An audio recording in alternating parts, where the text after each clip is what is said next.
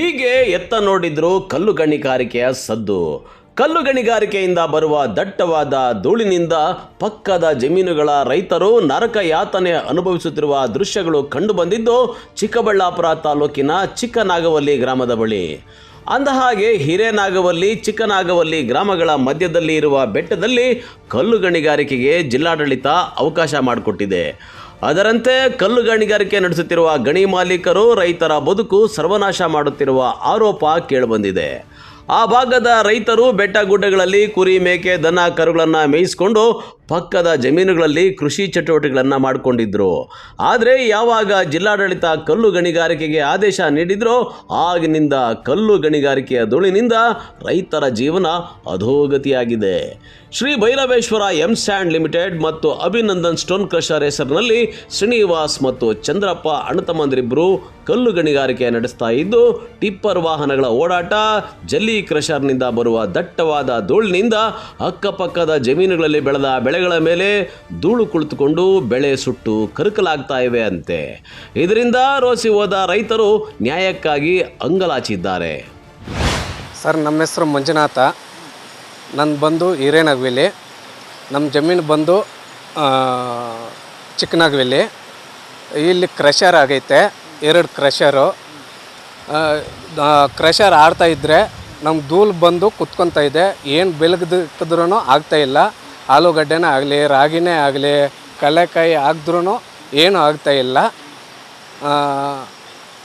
ಇದರಿಂದ ನಮಗೆ ಜಾಸ್ತಿ ತೊಂದರೆ ಆಗ್ತಾಯಿದೆ. ನಮ್ಗೆ ಏನಾನ ಅವಕಾಶ ಯಾವ ರೀತಿ ಅಂದರೆ ಯಾವ ರೀತಿ ಧೂಳು ಬರುತ್ತೆ ಸರ್? ಇಲ್ಲಿ ಬೆಟ್ಟದಾಗ ಇದು ಬ್ಲಾಸ್ಟಿಂಗ್ ಇಕ್ಕಿ ಮತ್ತು ಕ್ರಷರ್ದು ಅಲ್ಲಿಂದ ಎತ್ಕೊಂಡು ಬಂದು ಕ್ರಷರ್ ಆಡ್ತವೆ.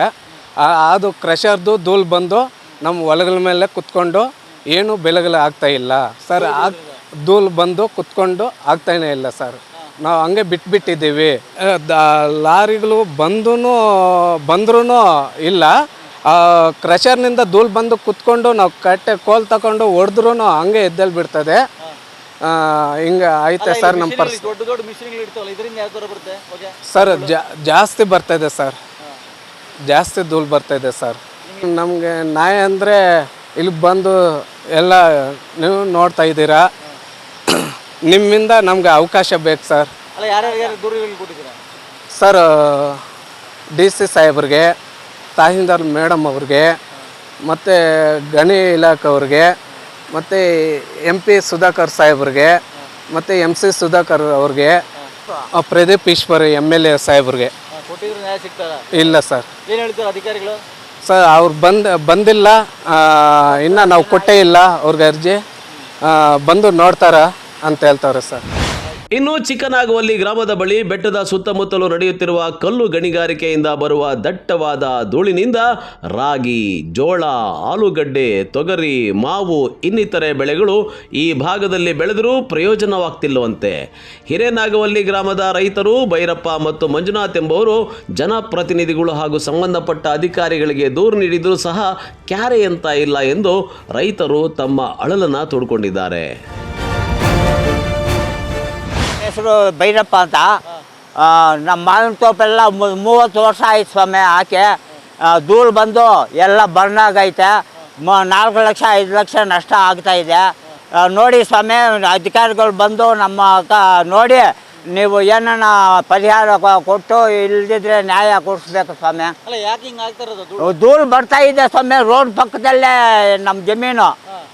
ಲಾರಿಗಳು ಎಲ್ಲ ಬರ್ತಾ ಇವೆ ಸ್ವಾಮಿ. ಎಲ್ಲ ಧೂಳು ನಿಂತ್ಕೊಂಡು ಎಲ್ಲ ಬರ್ನಾಗಿವೆ ಸ್ವಾಮಿ. ದಯವಿಟ್ಟು ನಿಮ್ಮ ಅಧಿಕಾರಿಗಳು ನಮ್ಗೆ ಏನನ್ನ ಮಾಡಿ ಧೂಳು ಬರ್ದಂಗೆ ಮಾಡಿ ಸ್ವಾಮಿ. ನಾಕೆ ನಡೆಸ್ತಾ ಇದ್ದಾರೆ. ನಮ್ಗೆ ತುಂಬ ತೊಂದರೆ ಆಗ್ತಾ ಇದೆ ಸ್ವಾಮಿ. ಬೇರೆಯವ್ರಿಗೆಲ್ಲ ದುಡ್ಡು ಕೊಡ್ತಾ ಇದ್ದಾರೆ ಲಕ್ಷಗಳು. ನಮ್ಗೆ ಬೆದರಿಸಿ ನಾವು ಅಡ್ಡಾಕ ಹೋಗಿದ್ರೆ ನಮ್ಮ ಕಾರ್ಯಕ್ಕೆ ಕಿಂದಕ್ಕೆ ಹಾಕಿ ನಮಗೆ ಬಿದ್ದಾಕಿ ಕುಡಿದು ಭಾಗ ನಮ್ಮನ್ನ ಬಿದ್ದಾಕಿ ನಮ್ಗೆ ಬೈದು ಏನೇನೋ ಮಾಡ್ತಾರೆ ಸ್ವಾಮಿ. ದಯವಿಟ್ಟು ನೀವು ಇದರಿಂದ ಧೂಳಿಂದ ಸ್ವಾಮಿ ಬರ್ನಾಗ್ತಾ ಇದೆ ಸ್ವಾಮಿ. ಹಾಂ, ಎಲ್ಲ ಅಧಿಕಾರಿಗಳು ನಮ್ಗೆ ಏನೂ ಪರಿಹಾರ ಕೊಡಲಿಲ್ಲ, ನಮ್ಗೆ ಯಾರು ಸಹಾಯ ಮಾಡಲಿಲ್ಲ ಸ್ವಾಮಿ. ಕೊಟ್ಟಿದ್ದೀವಿ ಸ್ವಾಮಿ. 20 ದಿನ ಆಯಿತು ಕೊಟ್ಟು, ಏನೂ ನಮ್ಗೆ ಸಲಹೆ ಇಲ್ಲ ಸ್ವಾಮಿ. ತಹಸೀಲ್ದಾರ್ಕ, AC ಕ, DC ಕ ಇದು ಜಿಲ್ಲಾಧಿಕಾರಿಕ ಗಣಿ ಅಧಿಕಾರಿಕ ಸುಧಾಕರ್ಕ ಎಲ್ಲರಿಗೂ ಕೊಟ್ಟಿದ್ದೀವಿ, ಯಾರೂ ನಮ್ಗೆ ಸಹಾಯ ಮಾಡಿಲ್ಲ ಸ್ವಾಮಿ. ಇದರಿಂದ ಎಷ್ಟು ನೋವಾಗ್ತಿದೆ ನಿಮಗೆ? ಎಲ್ಲ ನಾವು ವಿಷ ಕುಡಿಬೇಕು ಸ್ವಾಮಿ, ಇನ್ನೇನು ನಮ್ಗೇನಿಲ್ಲ, ಮಕ್ಕಳಿಗೆ ಏನು ಆಹಾರ ಏನೂ ಇಲ್ಲ, ಅದರಿಂದ ನಮ್ಗೆ ವಿಷ ಕುಡಿಬೇಕು ಅಷ್ಟೇ ಸ್ವಾಮಿ. ದಯವಿಟ್ಟು ನೀವು ನಮ್ಗೆ ಸಹಾಯ ಮಾಡಿ, ತೆಗೀರಿ ನೀವು, ನಮ್ಗೆ ಏನನ್ನ ಧೂಳು ಬಡ್ದಂಗೆ ಮಾಡಿ ಸ್ವಾಮಿ, ಅಷ್ಟೇ ಸಾಕು. ಒಟ್ಟಾರೆ ದೇಶಕ್ಕೆ ಅನ್ನ ಕೊಡುವ ರೈತನ ಬದುಕು ಕಲ್ಲು ಗಣಿಗಾರಿಕೆ ನಡೆಸುವ ಮಾಲೀಕರು ನಡೆಸುವ ಕ್ರಷರ್ನಿಂದ ಬರೋ ಧೂಳಿನಿಂದ ಸರ್ವನಾಶ ಆಗ್ತಾ ಇರೋದು ನೋವಿನ ಸಂಗತಿ. ಇನ್ನಾದರೂ ಸಂಬಂಧಪಟ್ಟ ಅಧಿಕಾರಿಗಳು ಇತ್ತ ಗಮನ ಹರಿಸ್ತಾರಾ? ಕಾದು ನೋಡಬೇಕಾಗಿದೆ. ಕ್ಯಾಮರಾ ಪರ್ಸನ್ ಪ್ರವೀಣ್ ಜೊತೆ ಕಳವಾರ ಅರುಣ್, MMTV ನ್ಯೂಸ್, ಚಿಕ್ಕಬಳ್ಳಾಪುರ.